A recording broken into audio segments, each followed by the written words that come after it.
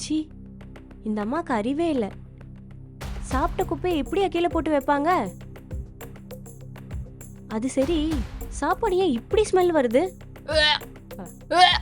அத்தை, அத்தை, அத்தை. அதை ஏம்மா கேட்குற? நேற்று ஒரே கடையில் ஆர்டர் பண்ணி சாப்பிட்டேன்னா இந்த சாப்பாடு எல்லாமே கெட்டு போனது.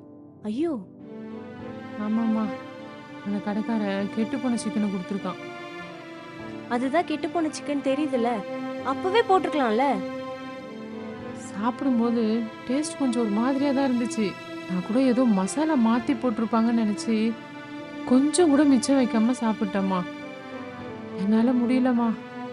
இதுக்கு தான் நேத்தே சொன்னேன், வெளியே இருந்து வாங்கி சாப்பிடாதீங்கன்னு. இப்ப பாருங்க எவ்வளோ கஷ்டப்படுறீங்கன்னு. ஐயோ, தெரியாத பண்ணிட்டேம்மா.